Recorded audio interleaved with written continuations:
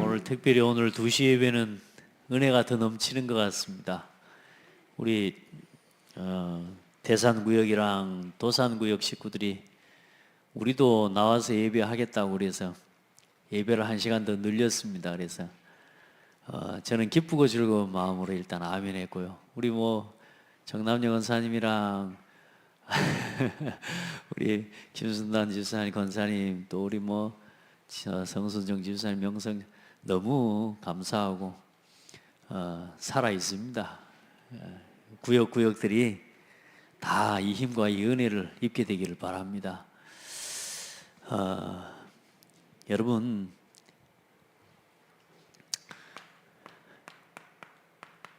여러분은 예배자입니다.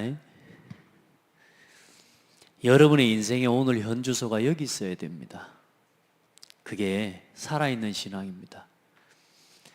우리 여기 계신 권사님들, 집사님들이 그 가정에서 빛을 비추고 있는, 또 여러분의 가정과 가문에 어둠과 흑암이 물러가는 빛이 되어지는 그 빛을 밝히는 통로가 예배입니다.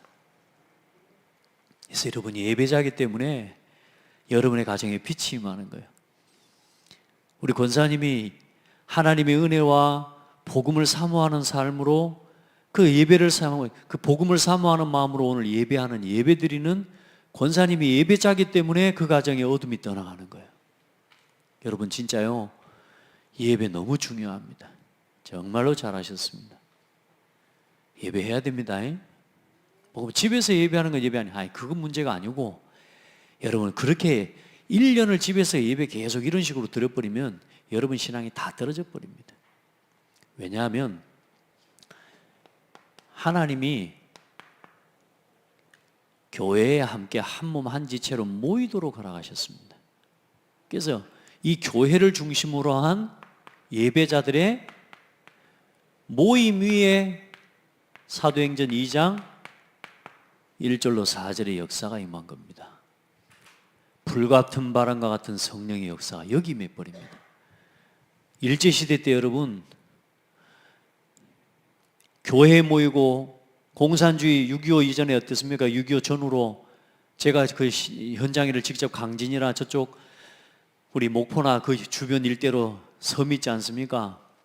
그 문중경 전도사님, 여자 전도사님 같은 분, 복음을 방해하고 반란군들이 일어나서 예수 믿는 사람 대창으로 찔러 죽이고요. 실제로 김중곤 목사님의 부모님 전부 그 예수, 이 공산당들 그 반란군들을 위해서 대창에 찔려서 다 죽임당하셨잖아요.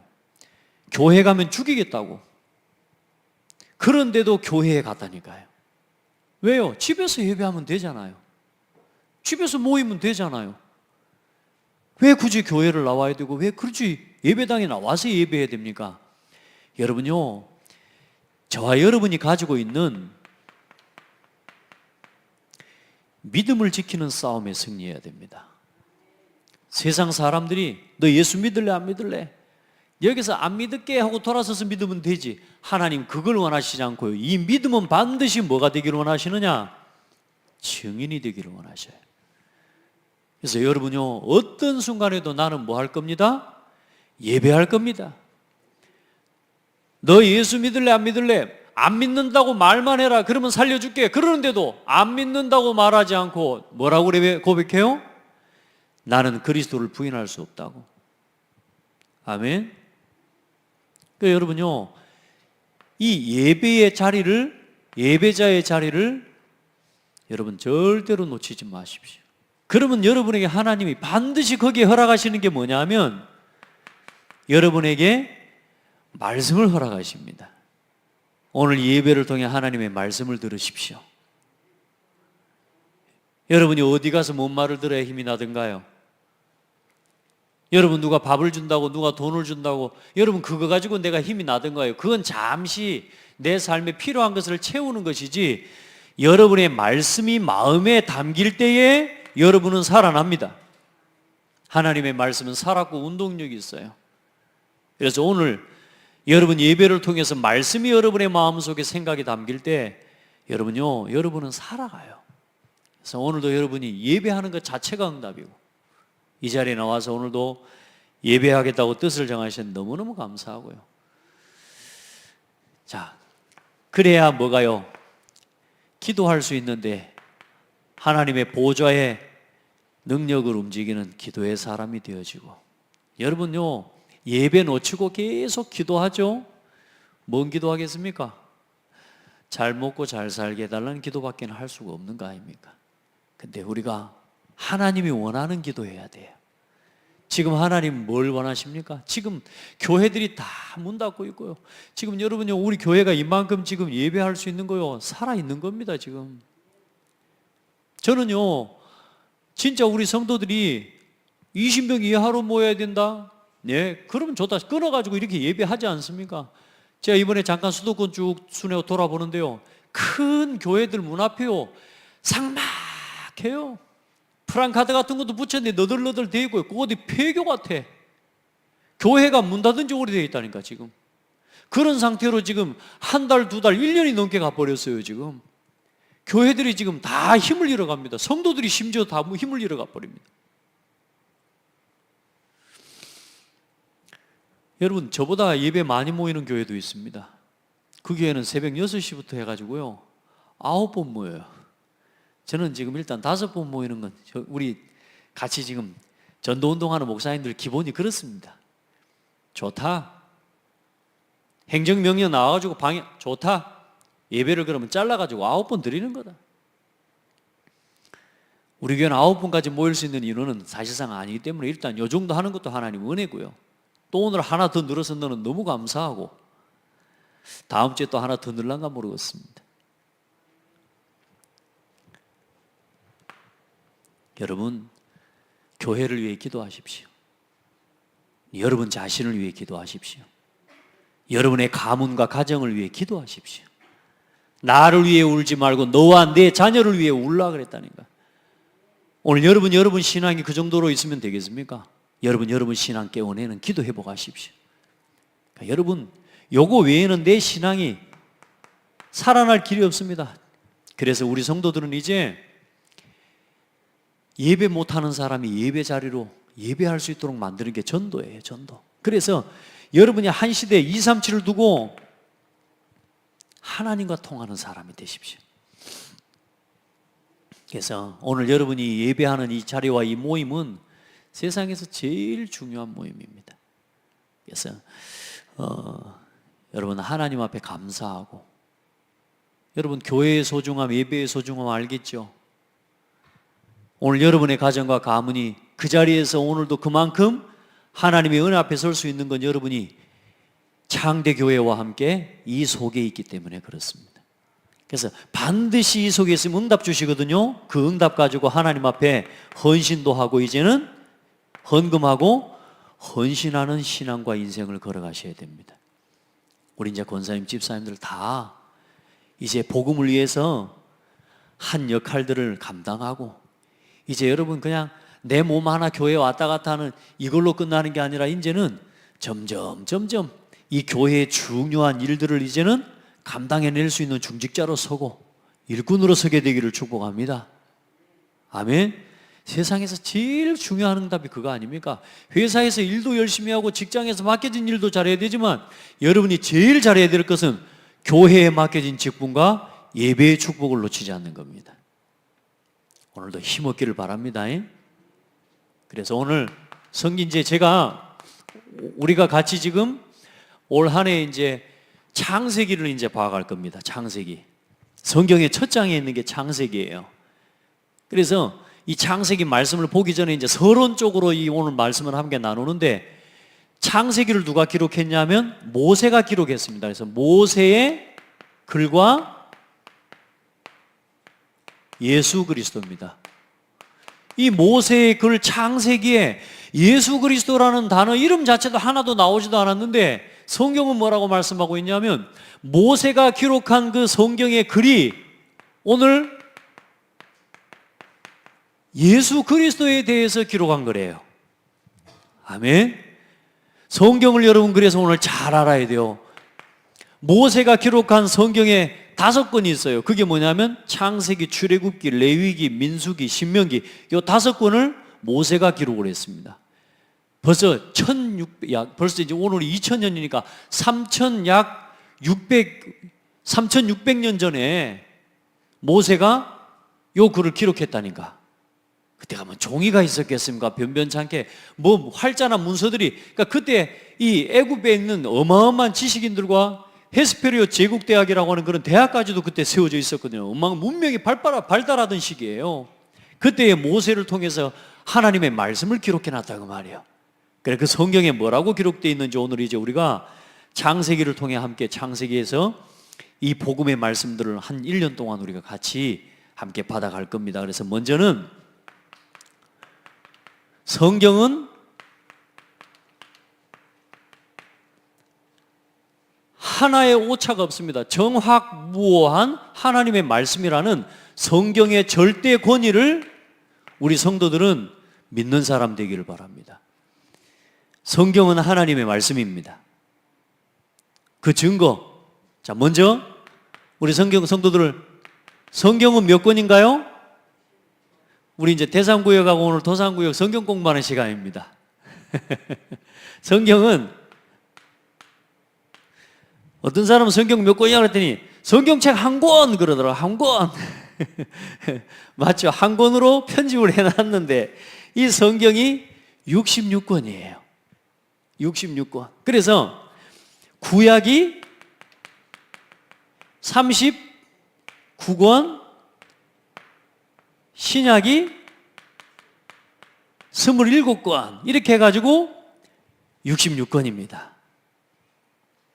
그러면 구약은 예수님이 오시기 이전에 예수님이 오실 것에 대한 메시아의 언약을 중심으로 기록된 게 구약이에요. 그리고 신약은 예수님이 오신 이후에 예수님께서 말씀하시고 행하시고 가르치신 그 모든 행적들을 마태, 마가, 누가, 요한 복음을 마태라는 사람이, 누가라는 사람이, 요한이라는 사람이, 그 다음에 누굽니까? 누가라는 사람, 누가가 누가복음과 사도행전을 기록했거든. 그래서 이 사복음서를 그 네 제자를 통해서 복음서를 기록하고 그 나머지는 사도 바울과 사도들의 서신서예요. 믿음을 가진 이 복음의 말씀을 믿는 교회에 신앙을 흔들리지 말고 이 신앙의 길, 복음의 길을 걸어가라고 편지를 써서 보낸 그 편지들, 서신들을 모아서 신약 성경 27권의 성경을 편집을 한 겁니다. 그래서 구약은 다시 말해 예수님이 오시기 이전과 신약은 예수님이 오셔서 이루시고 행하신 일을 기록해 놓은 거란 말이에요.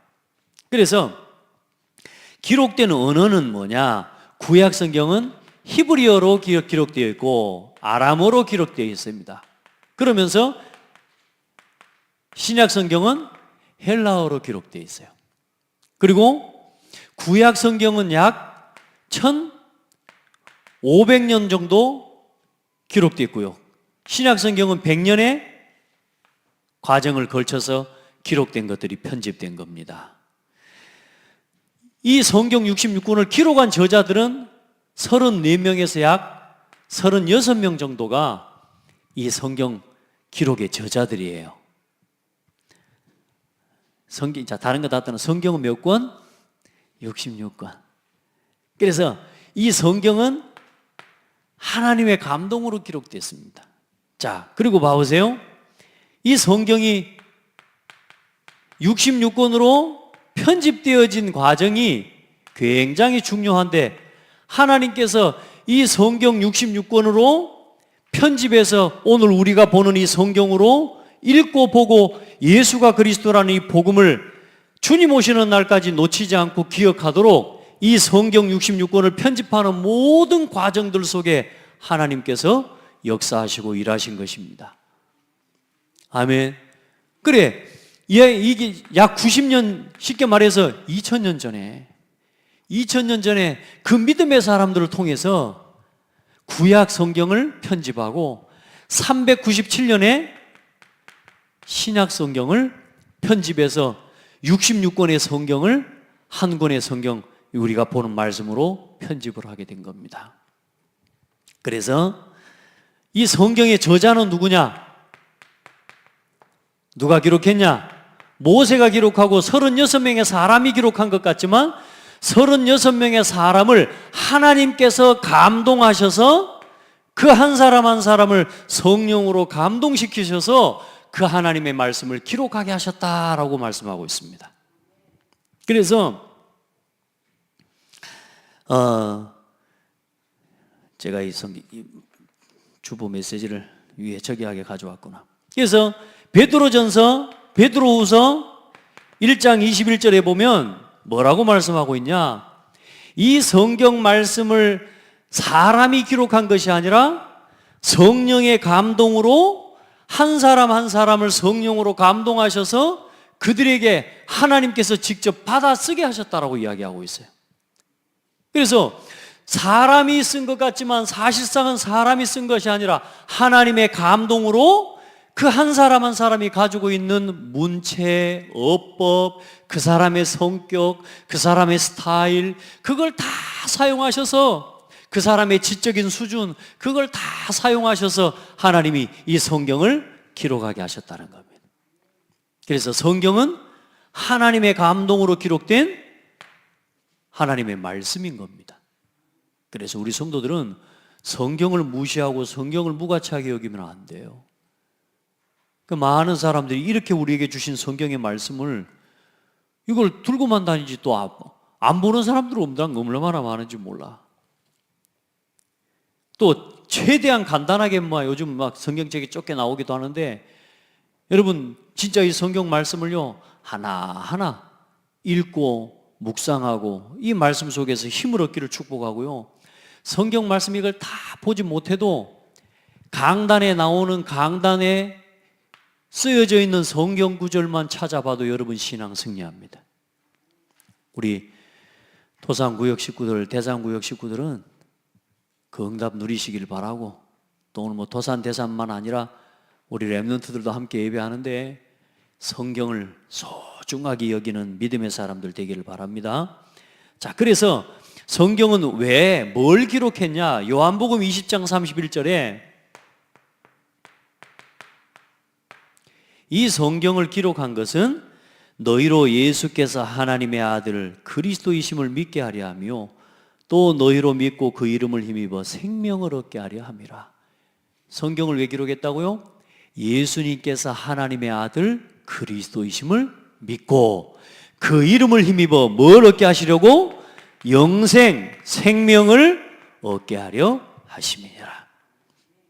여러분 세상에 뭔 책을 읽는다고 생명 얻는 책이 있습니까? 전 세계에 쓰여져 있는 그 어떤 좋은 책들, 명사들이 쓴 책들, 그 수많은 위인들이 쓴 책들인들 그 책을 읽고 그 책을 믿는다고 한들 영생 얻는 책이 어디 계세요? 그러나 성경은 하나님의 아들 예수 그리스도에 대한 이야기고 이 예수께서 하나님의 아들이심을 믿는 자에게 생명과 구원을 주시기 위해 기록한 책은 성경밖에 없습니다. 그 성경이 약 1600년이라고 하는 이 시간 속에 36명 이 사람들 한 사람 한 사람을 성령으로 감동하셔서 그들에게 말씀하신 복음의 하나님의 내용이고 하나님 자신을 말씀으로 나타내 보이신 게 성경입니다. 여러분 성경대로 예수님 믿으면 구원받습니다. 그래서 이 하나님의 아들을 믿고 구원 얻도록 많은 사람들이요. 자, 그러면 오늘 이제는 우리가 창세기를 볼 거기 때문에 이 창세기의 저자와 그 창세기의 독자가 누구냐? 창세기의 저자는 모세입니다. 많은 사람들이 성경을요 어디 신화처럼 생각합니다. 창세기는 하나님의 말씀도 있다 이런 식으로 이야기를 해요. 하나님의 말씀이다라고 말하지 않고 하나님의 말씀도 있다 그래요. 그 말은 무슨 말이냐? 하나님의 말씀 아닌 것도 있다 이런 식으로 불신자들이 이야기하는 게 아니고 신학자들이 그러고 이야기한다니까요. 참 안타까운 세상입니다, 지금. 창세기는 하나님 말씀입니다.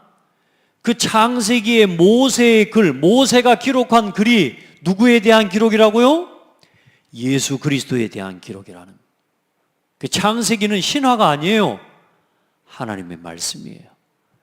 그 모세가 하나님께로 받아서 하나님의 말씀을 기록한 모세가 선지자입니다.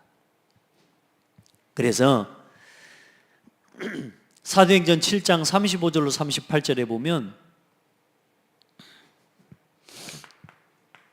사도행전 7장 35절에서 38절에 스데반이 돌에 맞아 죽으면서요, 돌에 맞아 죽기 전에 예루살렘에 있는 그 유대인들과 공회의 대제사장들과 어마어마한 정치 지도자들에게, 그들에게 서서 구약 성경에서부터 그 언약을 쭉 설명하는데, 그때 뭘 이야기하냐? 모세에 관한 이야기를 그때 하는데 뭐라고 고백합니까? 이스라엘 자손에 대하여 하나님이 너희 형제 가운데서 나와 같은 선지자를 세우라 하던 자가 곧 모세라. 시내산에서 말하던 그 천사와 우리 조상들과 함께 광야 교회에 있었고, 또 살아있는 하나님의 말씀을 받아 우리에게 주던 자가 이 사람이라. 하나님의 살아있는 말씀을 받아서 우리에게 주던 자가 모세라, 그 말이야. 그럼 다시 말해, 모세가 창세기를 기록한 것이, 모세가 기록한 모세 오경이 모세가 자기 스스로 생각해서 기록한 말이 아니라 누구에게서 들은 말이라고요? 하나님께로부터 받아 적은 말씀이라, 그 말이야. 그래서 창세기는 하나님의 말씀이고 성경 66권은 하나님의 말씀입니다. 그래, 오늘 이 유대인들에게 예수님 말씀하는 거예요. 모세의 글에 나에 대해서 기록하고 있는데, 유대인들이요, 유대인이라는 사람들이 모세를 가장 존경하는 사람들입니다. 지금도 있는 유대인들이에요. 그 유대인들은 모세가 쓴 모세오경, 창세기, 출애굽기, 레위기, 민수기, 신명기 요 5권밖에 안 믿어요. 그러니까 그 사람들이 모세가 써놓은 글을 믿는 사람들이요. 근데 중요한 건 뭔 줄 아세요? 예수님이 오셨는데 예수님을 제일 핍박하고 못 박아 죽인 사람들이 누군 줄 알아요? 그 모세오경을 공부하고 연구하는 사람들이었다니까. 아니, 모세오경에 예수님을 말씀하고 예수님이 오실 거라고 기록해놨는데, 이 모세오경을 그렇게 공부하고 그렇게 연구하면서 결국은 예수님이 오셨는데 그 메시아를 모세 못 박아 죽여버렸다니까. 몰라보고. 그럼 오늘 성경 말씀이 그겁니다. 너희들이 모세를 알았다면, 모세를 믿었다면 나도 믿었을 건데, 너희들이 모세의 글도 믿지 않기 때문에 오늘 나를 부인한다고. 너희들이 성경을 통해 구원 얻을 거라고 그렇게 연구하고 그렇게 공부하고 있는데, 그 너희들이 연구하는 그 성경, 그 모세오경이 나에 대해서 기록한 거다. 근데 왜 내가 왔는데 나를 못 알아보냐? 너희가 나를 믿지 않기 때문에 하나님의 말씀을 깨닫지 못하는 거다. 그러면서 뭐라고 해요? 내가 오는데 믿지 않는데, 만약에 다른 사람이 와서 자기를 이야기하면 아마 그 사람 믿을 거다, 너희들은. 그만큼 악한 거죠. 여러분요, 복음을 못 깨달아 버리면 평생 종교 생활하다가 죽어야 됩니다. 하나님이 세우신, 하나님이 주신 오늘의 교회와 말씀에 대해서 이걸 못 누려버리면 평생 종교 생활하다가 가야 되는 거라니까. 유대인들이 그렇게 살다 망해버린 겁니다. 그렇게 공부하면서, 모세오경을 공부하면서 모세오경에서 말하고 있는 예수 그리스도를 모르고 예수님을 못 박아 죽인 사람들이에요. 우리가 그런 신앙이 되면 안 되죠. 그래, 이제 우리가 성경을 바르게 보고 성경이 말씀하는 복음의 말씀을 바르게 믿고 누리는 신앙이 되어야 됩니다. 그래서 그 모세에 대해서, 모세를 사람들이 성경을 무시하니까요, 모세는 하나님이 세우신 선지자요. 그리고 이 모세를 한 시대의 지도자로 준비시킵니다. 저는 이 모세를 준비시키시는 걸 보면서 하나님이 지금 이 시대에도 똑같아요. 지금 여러분 우리가 살아가는 시대가 어떤 줄 압니까? 지금 우리가 당하고 있지 않습니까? 이제 정치와 이런 지금 저 행정을 가지고 국가가 이제는 교회가 예배할 수 없도록 지금 제재를 가하고 행정명령을 하는 이런 지금 교회 핍박 시대가 됐다니까 여러분. 말도 안 되는 상황이 열려가고 있는데 중요한 건 교회들이 아무 힘을 쓸 수가 없어요. 이런 시대가 됐습니다. 이때 또 우리 또한 복음을 위해서 복음을 가진 교회가 많지 않아요. 교회가 문 닫는 시대에 하나님이 이 모세와 같은 후대를 또 준비시키셔서 하나님이 새로운 237 나라 전도운동을 이루어가기를 원하시는 겁니다. 그래서 언약을 가진 부모를 통해 모세를 하나님이 준비시키십니다. 아들을 낳으면 싹 죽여라 그러는데 그 요게벳과 그 모세의 아버지가요 어떻게 합니까? 모세를 숨깁니다. 모세를 숨겨서 살려요. 그렇게 해서 누구의 품에 자라도록 바로의 쉽게 말해 이 이스라엘 민족을 죽이라고 명령을 내린 그 왕궁의 왕자 공주의 아들로 들어가 버린다니까. 이게 말이 됩니까 여러분? 근데 하나님이 하셔요. 오늘 우리가 우리 후대를 어떻게 키웁니까? 오늘 우리가 어떻게 복음 운동합니까? 오늘 이 상황에서 우리가 어떻게 합니까? 그건 불신앙입니다. 그 아이들을 다 죽이는 상황 속에서도 하나님을 믿고 하나님 바라보면서 그 언약을 붙잡은 부모를 통해 하나님은 모세를 가장 안전한 곳에서 키워버립니다. 할렐루야. 우리 후대를 그렇게 키워야 됩니다. 우리가 믿음으로 우리 어른들이 조금만 기도하고 준비하면 하나님은 우리 후대들을 절대 불가능한 자리에서도 키우실 겁니다. 이럴 때 아멘이 크게 나와버려야 돼요. 하나님은 우리가 조금만 기도하고 우리 후대를 위해 발판을 놓는다면 하나님께서는 절대 불가능한 자리에서도 우리 후대들을 절대 가능으로 키우실 겁니다. 모세를 부모를 통해 준비하셔요. 그렇게 해서 한 시대에 모세를 통해 이스라엘 민족을 애굽에서 인도하여 내고 하나님이 원하시는 가나안으로 걸어가는 그 광야의 여정을요 멋지게 이끌어가게 하십니다. 할렐루야. 그러면 이 창세기를 그러면 모세가 왜 기록했을까요? 독자라는 말은 창세기를 이제 책을 만들면 그 책을 읽는 대상자를 이야기하는 겁니다. 누가 읽는 사람이 누굽니까? 이 사람들이 이스라엘 민족입니다. 이스라엘 백성들을 향해서 이 창세기를 읽기 위해서 이 언약을 전달하기 위해서 말하자면 모세가 모세오경을 기록한 겁니다. 이 이스라엘 민족이 어떤 사람들이냐? 요리 보고 있을 때는 아멘 해놓고 돌아서서 하나님 모른다고 부인하는 사람들이에요. 보세요. 애굽에 있을 때, 노예로 있을 때, 이 애굽에서 나오기 전에 몇 가지 재앙이 있었어요? 10가지 재앙으로 애굽을 치시는 걸 이스라엘 민족이 봤어요, 안 봤어요? 봤죠? 그리고 마지막 날 나올 때는 너희들 집에 전부 피 발라라. 피 안 바른 집은 다 죽을 것이다. 그래, 그 애굽에 피 바른 집은 다 살았어요. 그리고 어때요? 피 안 바른 집 다 죽고 애굽의 장자들이 다 죽고 그런 어마어마한 기적을 보면서 이 사람들이 어떤 응답을 받았어요? 출애굽이었습니다. 출애굽. 이야, 하나님이 이렇게 하시는구나. 하나님이 이렇게 우리를 구원하시는구나. 와, 춤추면서 나왔다니까. 이 춤추면서 나와가지고 일주일이 지났어요. 약 일주일이 지났는데 어디에 멈췄냐? 홍해 앞에 선 겁니다.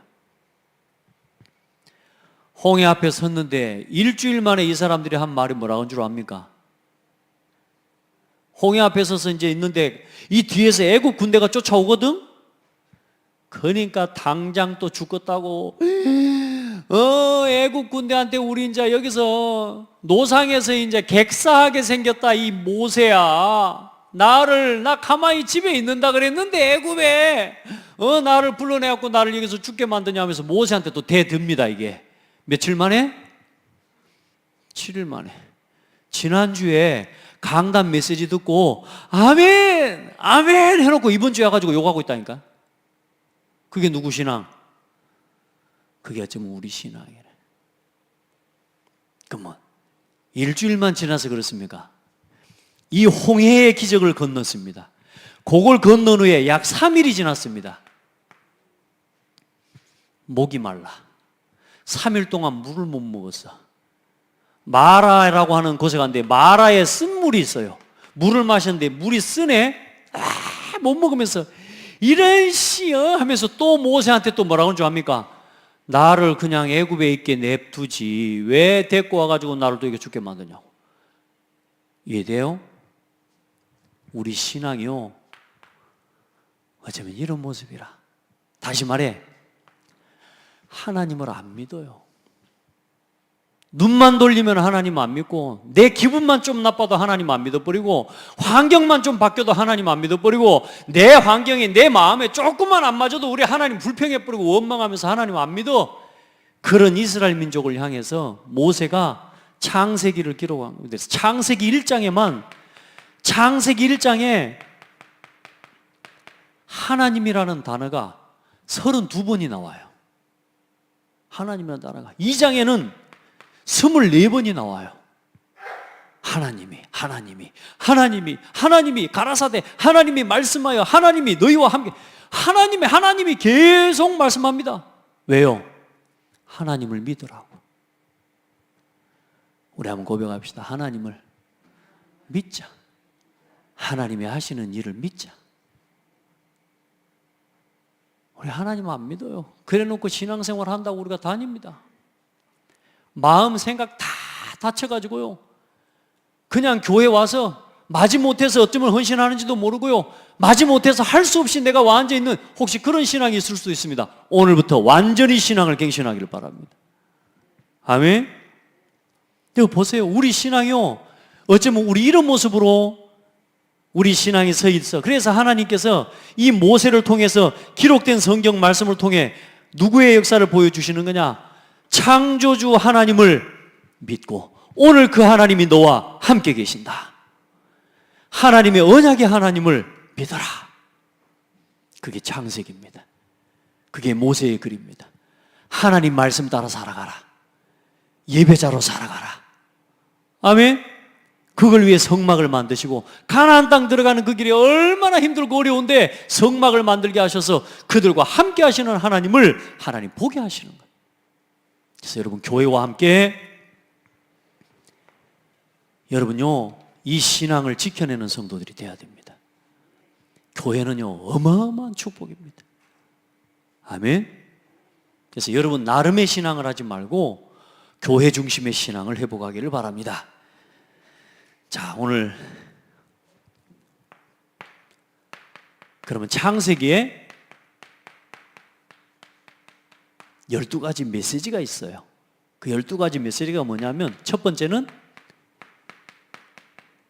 4가지 사건이 있고요, 창세기에. 그리고 4명의 인물이 나옵니다. 그리고 이 4명의 인물을 통해서 우리에게 보여주신 비전과 메시지가 있어요. 이걸 잘 붙잡아야 돼요. 자, 4가지 사건이 뭔 줄 아시죠? 창세기에 뭐 사건이 있었어요? 렘넌트, 창세기의 4사건. 첫 번째, 창조, 그 다음에 인간의 타락, 그리고 노아 홍수, 11장에 바벨탑 이야기예요. 이게 성경의 중요한 사건 4가지요. 그러면서 12장부터 4명의 인물이 등장하는데, 그때 이제 아브라함, 이삭, 야곱과 요셉이 나옵니다. 그리고 이 4명의 인물들을 중심으로 아브라함을 통해서는 하나님의 구원을 설명하시는 거예요. 아브라함은 완전히 멸망의 땅, 우상의 땅, 소망이 없는 곳. 아버지가 우상장사요. 한번 생각해 보세요. 아버지가 우상장사인데 어떻게 되겠습니까? 그 인생이 어떻게 되겠습니까? 그 멸망의 땅, 우상의 땅에서 하나님이 묻지도 않고 아브라함을 부르신 겁니다.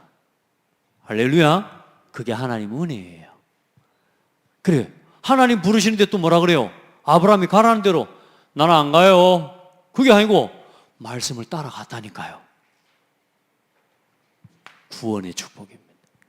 그리고 이삭을 통해서는 번제를 통한 예수 그리스도의 복음과 언약에 하나님 언약을 설명하시고, 야곱을 통해서는 전도와 요셉을 통해서 선교를 설명하십니다. 그래서 우리가 이제 창세기를 하나하나 함께 봐가면서 이 말씀을 올 1년 동안 함께 묵상할 겁니다. 자, 그러면 우리 마지막으로, 자, 성경은 누구의 말씀이다? 하나님의 말씀이다. 하나님의 절대적인 말씀이다. 그래서 오늘 그 말씀을 또 오늘 누구에게 허락하셨어요? 교회를 통해서 오늘 여러분에게 허락하신 거예요. 자, 더 중요한 건 뭐냐?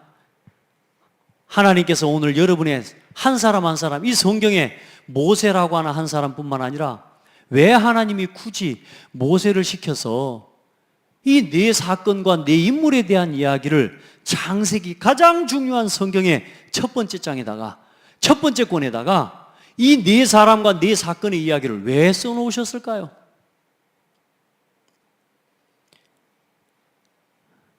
왜 써놓으셨을까요? 오늘 거기에 대해서 우리가 같이 깨달아 가야 됩니다. 여러분 한 사람 한 사람 하나님이 이유 없이 부르시지 않았습니다. 아멘. 하나님은 이유 없이 온 우주 만물과 사람을 창조하지 않았습니다. 하나님은 우리를 통해 하나님이 영광 받으시기 위해서 창조하셨습니다. 아멘. 그래서 저와 여러분 한 사람 한 사람이 평생에 하나님께 영광 돌릴 뭘 붙잡아야 되느냐? 나의 미션을 딱 붙잡아야 됩니다. 모세는 태어난 것 자체가 미션이에요.